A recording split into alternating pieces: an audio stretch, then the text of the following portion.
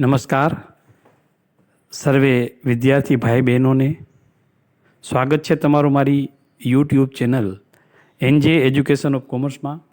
આજે આપણે ધોરણ 12 નામાના મૂળ તત્વો ભાગ 2ની અંદર પ્રકરણ નંબર 3 કંપનીના વાર્ષિક હિસાબોમાં આગળની રીત સમજીશું. ગયા લેક્ચરમાં આપણે પાકા સરળની સમજ, નફા નુકસાન પત્રકની સમજ, ત્યારબાદ આપણે પાકા સરવૈયામાં પર્ટિક્યુલર ઇક્વિટી અને જવાબદારી એક બાજુ જે હતી એ ઇક્વિટી અને જવાબદારીને લગતા દાખલા, જે ઇક્વિટી અને જવાબદારીની રીતને લગતા જે પ્રેક્ટિકલ દાખલા હતા એ આપણે ગણ્યા અને એને સમજ્યા. આજે આપણે એ જ પાકા સરવૈયામાં જે બીજી બાજુ છે મિલકતો, એના વિશે સમજીશું. પણ તે પહેલાં આપણે પાકા સરવૈયાને ફરી એકવાર એક વિહંગાવલોકન આપણે જોઈ લઈએ.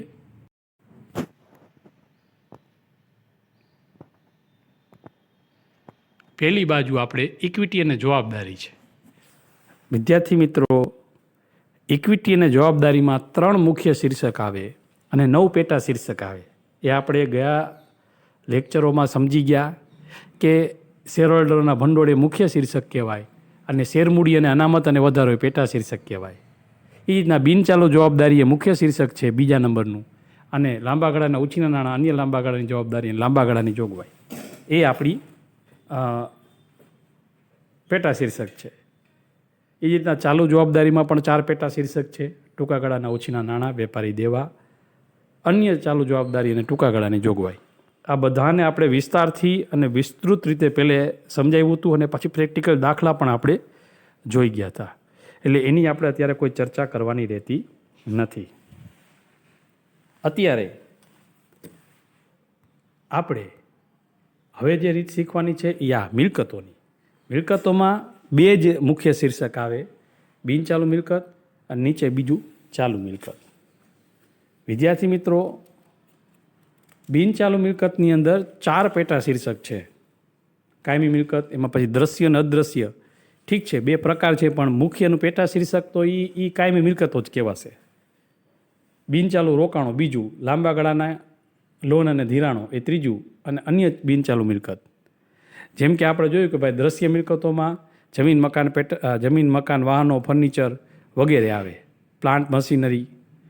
અદ્રશ્ય મિલકતમાં પાઘડી, patent, trademark, copyright, franchise, licence, software વગેરે આવે.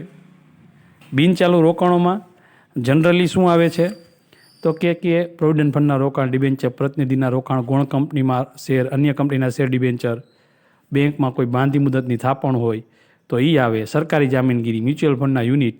પણ હા, આ રોકાણો જે છે બિનચાલુ, એનો સમયગાળો બધાયનો 12 માસ કે તેથી વધુ સમયનો હોવો જોઈએ. લાંબા ગાળાના લોન ધિરાણમાં ખાસ કરીને custom deposit, telephone deposit, electricity deposit એ જ આવે છે. અને જો કોઈ કર્મચારીને લોન આપી હોય લાંબા ગાળાની તો એ આવે છે. એ જ રીતે અન્ય બિનચાલુ મિલકતમાં જોઈએ તો ખાસ કરીને જાહેરાત ઝુંબેશ ખર્ચ, સંશોધન વિકાસ ખર્ચ, ડિબેન્ચર વટાવ, જેને અવાસ્તવિક મિલકત પણ કહેવામાં આવે છે, એ 3-4 આવે છે.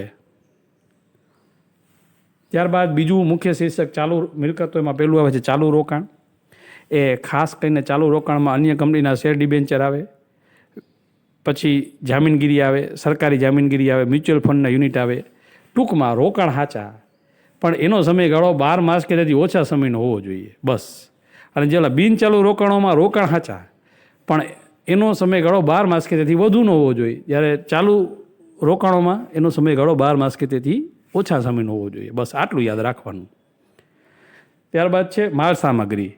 એમાં બધા પ્રકારના માલ આવી જાય: કાચો માલ, અર્ધ તૈયાર માલ, તૈયાર માલ. એ ત્રણેયના માલના સ્ટોક એની અંદર આવી જાય. ત્યારબાદ છૂટા ભાગ, છૂટા ઓજારો, વપરાશી સ્ટોર્સ અને માર્ગસ્થ માલ. આટલી વિગતો માલ સામગ્રીમાં આવી જાય. વિદ્યાર્થી મિત્રો, હું ટૂંકમાં રિવિઝન કરું છું જેથી તમને ખ્યાલ આવે અને આપણે પ્રેક્ટિકલ દાખલો પણ ગણો છે ત્યારે પણ આપણે વિસ્તારથી ચર્ચા કરશું એની. ત્યારબાદ વેપારી લેણા. વેપારી લેણામાં બે જ વસ્તુ આવે, દેવાદાર ને લેણી હુંડી. ત્રીજી કોઈ વસ્તુ વેપારી લેણામાં આવતી નથી. રોકડ અને રોકડ સમકક્ષ એમાં ત્રણ આવે, રોકડ હાથ પર, બેંક સિલક અને ચેક અને ડ્રાફ્ટ્સ હાથ પર. પણ ટૂંકમાં તમે બે જ વસ્તુ યાદ રાખો વિદ્યાર્થી મિત્રો, રોકડ અને બેંક. રોકડ અને રોકડ સમકક્ષમાં બે જ વસ્તુ આવે, રોકડ અને બેંક. આ બે જ મોટે ભાગે યાદ રાખવાની વસ્તુ છે. જ્યારે ટૂંકા ગાળાના લોન ધિરાણમાં કોઈ પણ લોન હોય કે આપણે કોકને લોન આપી હોય, કોઈ પણ પ્રકારની લોન આપણે આપી હોય કોઈને, તો એનો સમયગાળો 12 માસ કે તેથી ઓછા સમયનો હોવો જોઈએ. એને ટૂંકા ગાળાના લોન અને ધિરાણ કહેવામાં આવે છે. અને છેલ્લે અન્ય ચાલુ મિલકતમાં ખાસ કરીને મળવાની બાકી આવકો, અગાઉથી ચૂકવેલ ખર્ચાઓ અને માંડી વાળવાના જાહેરાત ઝુંબેશ ખર્ચ, ડિબેન્ચર વટાવ અને સંશોધન અને વિકાસ ખર્ચ કે જે 12 માસ દરમિયાન 12 માસના સમયગાળા દરમિયાન માંડી વાળવાના હોય તો એ અન્ય ચાલુ મિલકતોમાં આવે. તો વિદ્યાર્થી મિત્રો, આ આપણું મિલકતો છે, મિલકત બાજુ છે. આજે આપણે આ મિલકત બાજુ જ સમજવાની છે. તમે પણ તમારી ટેક્સ્ટ બુકમાં જે 129, 30, 31 પેજ નંબર છે જ માં વિસ્તારથી તમે જોતા જાજો અને દાખલો હું શીખવાડું એ સમજતા જાજો. એટલે બેય તમે સામે રાખશો તો તમને સરળતાથી દાખલો સમજાઈ જશે. તો આજે આપણે દાખલા નંબર 6, ઉદાહરણ નંબર 6, નીચેની બાકીઓ કુબેર લિમિટેડના ચોપડાઓમાંથી તારીખ 31/3/2017 રોજ લેવામાં આવી છે. આ બાકીઓ કંપની ધારા 2013ના પરિશિષ્ટ 3 અનુસાર પાકા સર્વેમાં કયા શીર્ષક હેઠળ દર્શાવવામાં આવશે તે જણાવો. વિદ્યાર્થી મિત્રો, કુલ આપણને 20 વિગતો આપવામાં આવી છે. અને બીજી એક વાત, અહીંયા પાકું સર્વેયું કીધું છે, પણ આ બધા જ આવશે મિલકત બાજુ જ. બધી મિલકત બાજુ જ આવવાની છે. એટલે આપણે મિલકત બાજુ જ ફોકસ કરવાના છીએ. હવે આપણે સ્ટેપ બાય સ્ટેપ, જો તમારી રકમ છે જ અને તમારી રકમ જે તમારે ટેક્સ્ટ બુકમાં જોવી હોય તો 136-37માં પેજ ઉપર હશે. તો આપણે સ્ટેપ બાય સ્ટેપ હવે એક એક વિગતને સમજતા જઈએ.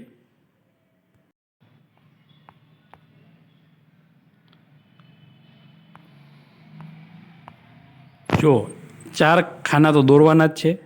વિગત, પાકા સર્વેનું શીર્ષક, મુખ્ય શીર્ષક અને પેટા શીર્ષક. વિદ્યાર્થી મિત્રોમાં પાકા સર્વેનું શીર્ષક છે ને મિલકતો જ આવશે. જેમ આપણે આગળની રીતમાં જોયું કે ભાઈ બધા એમાં ઇક્વિટી અને જવાબદારી આવતું હતું, એમ અહીંયા મિલકતો જ આવશે. હવે આપણે નક્કી કરવાના છે મુખ્ય શીર્ષક અને પેટા શીર્ષક. મુખ્ય શીર્ષકમાં યાદ રાખજો બે જ છે, કાં તો બિનચાલુ મિલકત હશે અને કાં તો ચાલુ મિલકત હશે. જોઈએ આપણે સ્ટેપ બાય સ્ટેપ આગળ વધીએ. પહેલું છે જમીન, મકાન અથવા જમીન. વિદ્યાર્થી મિત્રો, બિનચાલુ મિલકત કહેવાય અને કાયમી મિલકતોમાં દ્રશ્ય મિલકત કહેવાય. દ્રશ્ય, પાઘડી, પેટર્ન, ટ્રેડમાર્ક, કોપીરાઇટ વગેરે અદ્રશ્ય કહેવાય. જમીન, મકાન, વાહન, ફર્નિચર એ વગેરે દ્રશ્ય કહેવાય અને પાઘડી, પેટર્ન વગેરે અદ્રશ્ય કહેવાય. તો એનું પેટા શીર્ષક આવશે કાયમી મિલકતો પણ કેવી? દ્રશ્ય. ગૌણ કંપનીના શેર. હવે જુઓ,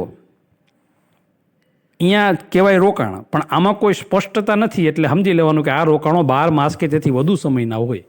એટલે બિનચાલુ રોકાણમાં આપણે લખશું. જો એ કાન ખેંચીને કહે કે ભાઈ આ સમયગાળો 12 માસ કે તેથી ઓછા સમયનો હોય તો જ ચાલુ રોકાણમાં લેવાય. એટલે કે એનું મુખ્ય શીર્ષક આવશે બિનચાલુ મિલકત અને પેટા શીર્ષક આવશે બિનચાલુ રોકાણો.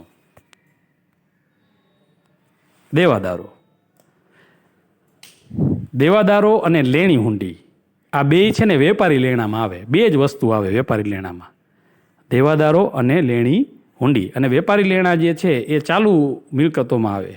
એનો મતલબ એનું મુખ્ય શીર્ષક ચાલુ મિલકતો થશે અને પેટા શીર્ષક વેપારી લેણા થશે.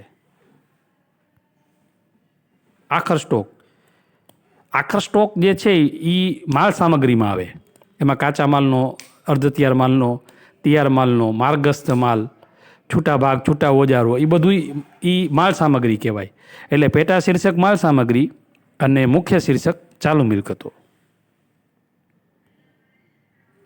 ટૂંકા ગાળાના રોકાણો, આમાં કાન ખેંચીને કીધું છે ટૂંકા ગાળાના, એટલે ચાલુ રોકાણ જ કહેવાય. અને એનું એટલે કે પેટા શીર્ષક એનું ચાલુ રોકાણ અને મુખ્ય શીર્ષક ચાલુ મિલકતો. બેંક શિલક, બેંક શિલક જે છે એ રોકડ અને રોકડ સમકક્ષમાં આવે, એનું પેટા શીર્ષક છે અને મુખ્ય શીર્ષક ચાલુ મિલકતો.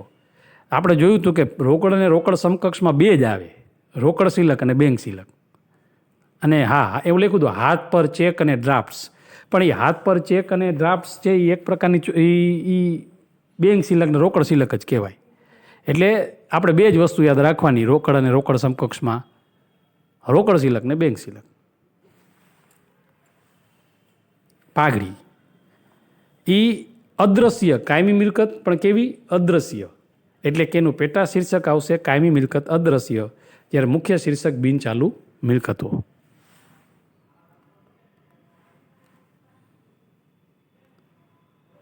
ફર્નિચર, તો ફર્નિચર એ કાયમી મિલકત કહેવાય, લાંબા ગાળાની મિલકત કહેવાય અને દ્રશ્ય છે. એટલે કે પેટા શીર્ષક કાયમી મિલકત દ્રશ્ય અને મુખ્ય શીર્ષક આવશે એનું બિનચાલુ મિલકતો.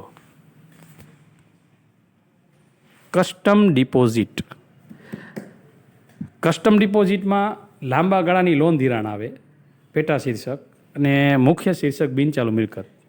એમાં આપણે જોયું હતું કે ઇલેક્ટ્રિક ડિપોઝિટ, કસ્ટમ ડિપોઝિટ વગેરે જે આપણે ડિપોઝિટ હોય, બરાબર, ટેલિફોન ડિપોઝિટ, કોઈ કર્મચારીને આપણે લોન આપી 12 માસ કે તેથી વધુ સમયની, તો આ 4 વસ્તુ જે હતી જે લાંબા ગાળાના લોન અને ધિરાણમાં આવે છે. ટ્રેડમાર્ક, આ પણ એક અદ્રશ્ય મિલકત છે. પાઘડી, પેટન્ટ, ટ્રેડમાર્ક, કોપીરાઇટ જેવી જ એ ટ્રેડમાર્ક પણ પાઘડી, પેટન્ટ, કોપીરાઇટ જેવી જ એક મિલકત છે. એટલે કે કાયમી મિલકત અદ્રશ્ય એ પેટા શીર્ષક આવશે અને મુખ્ય શીર્ષકમાં બિનચાલુ મિલકતો. અગાઉથી ચૂકવેલ વીમા પ્રીમિયમ, વિદ્યાર્થી મિત્રો, આ અન્ય ચાલુ મિલકતમાં આવે.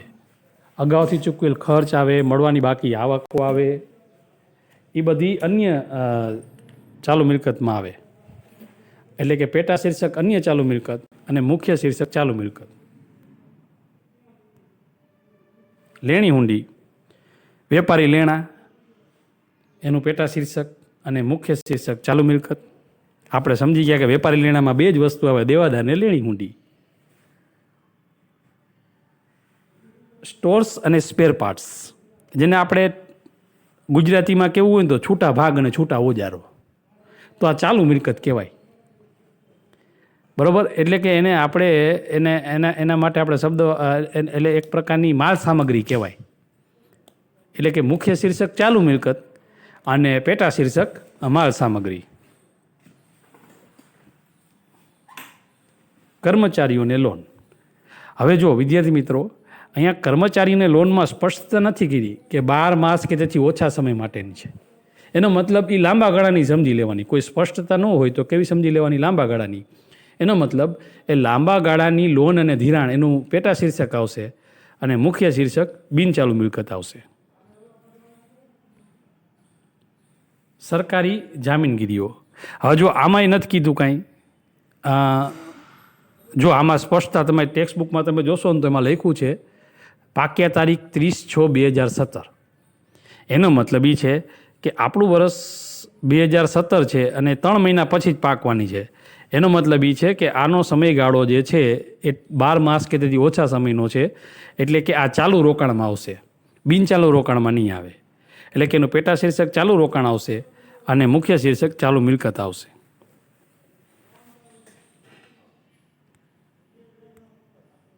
સોળમી વિગત છે અગાઉથી ચૂકવેલ કરવેરા.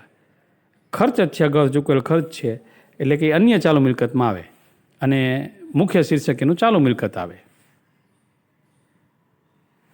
બેંકમાં બાંધી મુદતની થાપણ, હવે જો આમાં પણ તમે તમારી ટેક્સ્ટ બુકમાં જોશો ને તેમાં તારીખ લખેલી છે કે પાક્યા તારીખ 31/3/2020 અને આપણે જે લખીએ છીએ કાચું સરવૈયું એ 31/3/2017 ના રોજનું લખી છે. એનો મતલબ હજી 3 વર્ષ લાગશે. એનો મતલબ આ લાંબા ગાળાનું રોકાણ કહેવાય, એટલે કે બિનચાલુ રોકાણ કહેવાય. એટલે પેટા શીર્ષકમાં બિનચાલુ રોકાણ આવે અને મુખ્ય શીર્ષકમાં બિનચાલુ મિલકત આવે.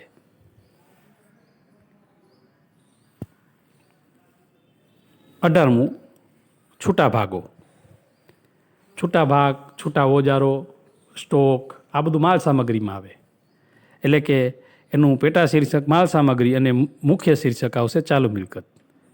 અહીંયા જો પાકા સર્વેનું શીર્ષક તો બધામાં મિલકતો જ આવશે, એટલે એની તો આપણે કોઈ ચર્ચા કરી જ નથી, આ યાદ રાખજો.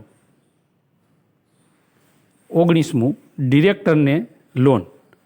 અહીંયા પણ કાઉન્સમાં સ્પષ્ટ તમે ટેક્સ્ટ બુકમાં તમે જોશો તો કીધું છે કે કામ ચલાવ, એટલે ટૂંકમાં ટૂંકા ગાળાની છે. કામ ચલાવ કીધું એટલે ટૂંકા ગાળાની હોય, એનો મતલબ ટૂંકા ગાળાની લોન અને ધિરાણમાં આવે એ પેટા શીર્ષક, અને મુખ્ય શીર્ષક એનું ચાલુ મિલકત આવે. છેલ્લું, પ્રોવિડન્ટ ફંડના રોકાણો. પ્રોવિડન્ટ ફંડના રોકાણો છે એ હંમેશા લાંબા ગાળા માટેનું જોઈએ. પ્રોવિડન્ટ ફંડ એમાં કોઈ શંકા જ ન હોય, ક્યારે ટૂંકા ગાળા માટે આવે જ નહીં, એટલે કે બિનચાલુ રોકાણોમાં આવે અને એનું મુખ્ય શીર્ષક બિનચાલુ મિલકતો થાય.